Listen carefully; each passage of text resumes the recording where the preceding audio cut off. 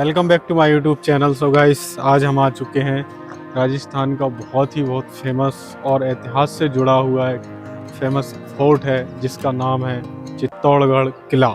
चित्तौड़गढ़ का इतिहास जो है वो महाराणा प्रताप से काफ़ी जुड़ा हुआ है और इसको हमने बहुत ही हमारे बचपन से जब हमने स्कूल चालू किए तब हमने कई बार हमारे पाठ्यक्रम में महाराणा प्रताप के शौर्य और बीरबलता के किस्से काफ़ी पढ़े हुए हैं कि किस तरीके से उन्होंने अपने जीवन का एक बहुत ही बड़ा हिस्सा जो बलिदान और त्याग के लिए दिया। साथ ही साथ महारानी पद्मावती का भी इस किले से जो है काफ़ी चर्चित विषय जो है वो जुड़ा हुआ है। उस विषय को भी हम थोड़ा सा एक्सप्लोर करेंगे और जहाँ रानी पद्मावती ने जौहर किया था उस जगह को भी हम दिखाने का प्रयास करेंगे। सो गाइस, आप बने रहें। देख सकते हैं अभी आप हमारे ब्लॉग में पीछे आप महाराणा प्रताप जी का जो किला है, सेकंड नंबर का किला है, उस किले पर हम खड़े हुए हैं यहाँ पर। और इसके जस्ट बैक साइड देखेंगे आप तो यहाँ से आपको उस शहर का बेहतरीन नज़ारा दिखाई देगा जो कि आप यहाँ पर देख सकते हैं। और लगभग सभी मकानों का यहाँ इस तरफ देखेंगे तो कलर मिलते जुलते ही हैं, अलग अलग कलर बहुत कम देखने को मिलेंगे। सो ये लाइक अ ब्यूटीफुल बहुत ही मस्त और प्यारा नज़ारा है। तो चलिए ब्लॉग में बने रहें, हम और अच्छी अच्छी जगहों को खुले में एक्सप्लोर करने का काम करेंगे जिससे आपको बहुत ही बेहतरीन अच्छी नॉलेज मिले। तो चलिए चलते हैं आगे। चित्तौड़गढ़ किला यह केवल पत्थरों से बना एक विशाल दुर्ग नहीं है, बल्कि यह उन वीर योद्धाओं और वीरांगनाओं की अमर गाथा है जिन्होंने अपने सम्मान और मातृभूमि की रक्षा के लिए अपना सर्वस्व न्यौछावर कर दिया। लगभग 700 एकड़ में फैला यह विशाल किला समुद्र तल से लगभग 590 मीटर और आसपास के मैदान से लगभग 180 मीटर ऊंची पहाड़ी पर स्थित है। वर्ष 2013 में इसे यूनेस्को की विश्व धरोहर सूची में शामिल किया गया। इतिहासकारों की माने तो उनके अनुसार चित्तौड़गढ़ का प्रारंभिक निर्माण 7वीं शताब्दी के आसपास माना जाता है। बाद में यह मेवाड़ के सिसोदिया राजवंश की राजधानी बना। बप्पा रावल ने इसे अपने शासन का प्रमुख केंद्र बनाया और यहीं से मेवाड़ की गौरवशाली परंपराएं आगे बढ़ी। समय के साथ चित्तौड़गढ़ पर कई बार आक्रमण हुए, लेकिन इस किले ने कभी अपने सम्मान से समझौता नहीं किया।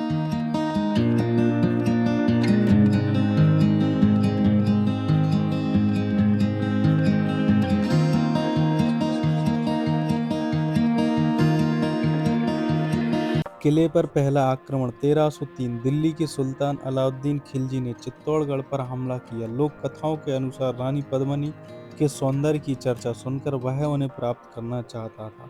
लंबे युद्ध के बाद किले की महिलाओं ने जौहर किया और राजपूत वीरों ने अंतिम सांस तक युद्ध लड़ा। किले पर दूसरा आक्रमण 1535 में गुजरात के सुल्तान बहादुर शाह ने किले पर आक्रमण किया। इस युद्ध में भी हजारों राजपूत सैनिकों ने वीरगति प्राप्त की और महिलाओं ने जौहर कर अपने सम्मान की रक्षा की। तीसरा आक्रमण किले पर 1568 में मुगल सम्राट अकबर ने विशाल सेना के साथ चित्तौड़गढ़ को घेर लिया। कई महीनों तक चले युद्ध में जयमल और पत्ता जैसे वीरों ने अद्भुत साहस दिखाया। अंततः किला मुगलों के हाथ में चला गया, लेकिन मेवाड़ की स्वाभिमान की भावना कभी पराजित नहीं हुई। राणा कुंभा महल यह किले का सबसे बड़ा महल है। माना जाता है कि यहीं मेवाड़ के कई महत्वपूर्ण राजकीय निर्णय लिए जाते थे। इस महल से जुड़ी अनेक ऐतिहासिक घटनाएं आज भी लोगों को अपनी ओर आकर्षित करती हैं।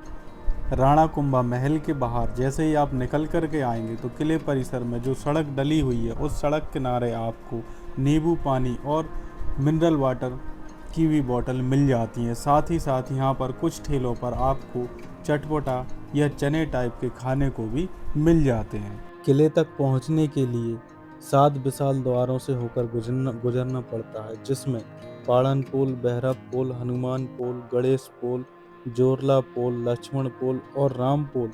इन द्वारों का निर्माण इस प्रकार किया गया था कि दुश्मन की सेना आसानी से प्रवेश न कर सके।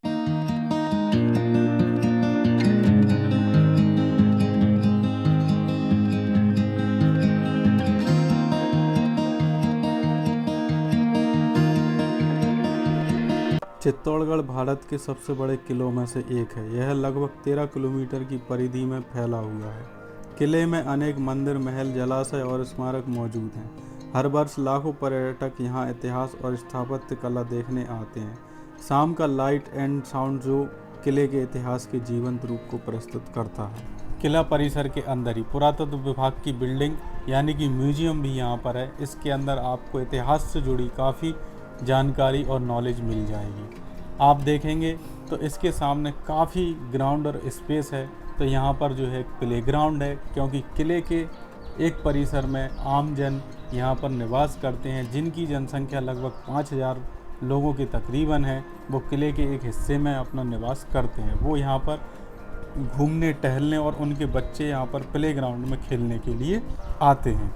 किला परिसर के अंदर ही आपको जैन मंदिर देखने के लिए भी मिल जाता है। जैन मंदिर भी पुरानी वास्तुकलाओं के साथ बना हुआ है और यहाँ की सुंदरता बहुत ही मनमोहक है।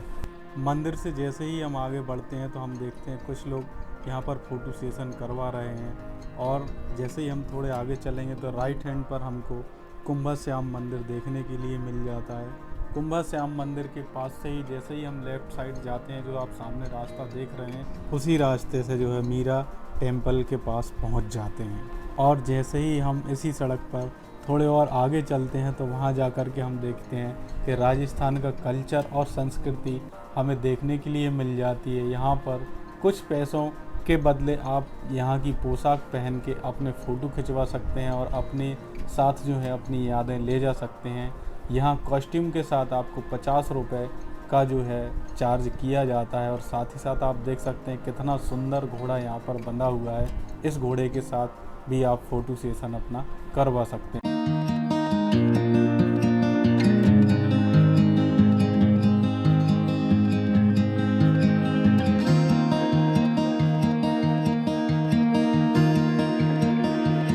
और अब हम पहुंचते हैं चित्तौड़गढ़ की सबसे प्रसिद्ध पहचान विजय स्तंभ के पास।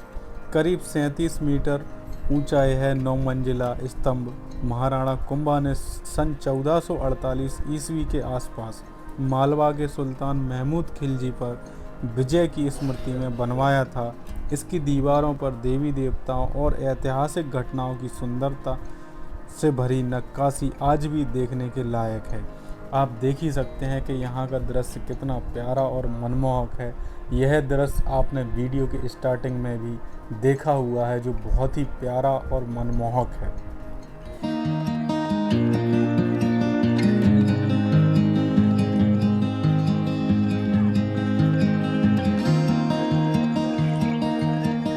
विजय स्तंभ देखने के बाद अब हम आपको लेकर के चलते हैं उस जगह जहां पर रानी पद्मावती ने कई हजार दासियों के साथ जौहर किया था। जौहर कुंड से ही थोड़े आगे जैसे ही हम निकलेंगे तो हमें देखने के लिए मिलेगा गौमुख कुंड।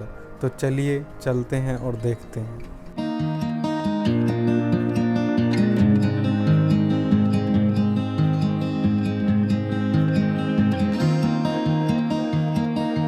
जौहर कुंड के आसपास में बहुत ही प्यारा और मनमोहक गार्डन बना करके तैयार कर दिया गया है, जबकि इससे पहले यहाँ पर बहुत बड़ा कुंड हुआ करता था। अभी आप जो सामने शिलालेख देख रहे हैं, यह जौहर कुंड का शिलालेख है, और ये पूरा एरिया जो आप देख रहे हैं, इस जगह पर बहुत बड़ा कुंड हुआ करता था, जिसको बाद में मिट्टी से भरवा करके बंद कर दिया गया और एक छोटा सा हवन कुंड यहाँ पर बना दिया। मार्च के महीने में यहाँ पर एक मेले का आयोजन किया जाता है और इस मेले को जौहर मेले के नाम से जाना जाता है।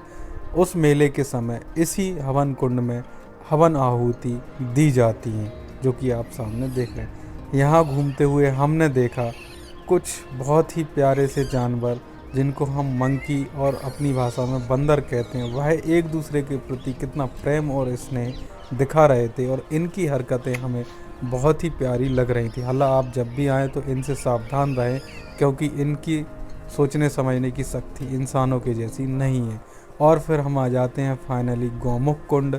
गौमुख कुंड का नज़ारा आप देख सकते हैं कुछ इस प्रकार से है। कहा जाता है कि यहाँ पर रानी पद्मावती स्नान करने के लिए आया करती थी। यहाँ पर शिवलिंग के पास जो है एक गौ माता के जैसे मुख बना हुआ है, उसमें से जो है पानी आता है। कहाँ से आता है, कैसे आता है, ये आज तक किसी को पता नहीं है। यहाँ पर सर्दियों में गर्म पानी और गर्मियों में ठंडा पानी रहता है। दोस्तों, चित्तौड़गढ़ केवल एक पर्यटन स्थल नहीं बल्कि साहस, त्याग और स्वाभिमान का एक ऐसा प्रतीक है जो आज भी हम भारतीयों को प्रेरणा देता है। यहाँ का हर पत्थर इतिहास की एक अमर कहानी सुनाता है। यदि आप राजस्थान घूमने की योजना बना रहे हैं तो चित्तौड़गढ़ किले को अपनी सूची में अवश्य शामिल कर लें। अगर आपको यह वीडियो पसंद आया हो तो वीडियो को लाइक करें, अपने दोस्तों और परिवार के साथ शेयर करें और ऐसे ही ऐतिहासिक रोमांचक सफ़र देखने के लिए हमारे चैनल को सब्सक्राइब करना ना भूलें।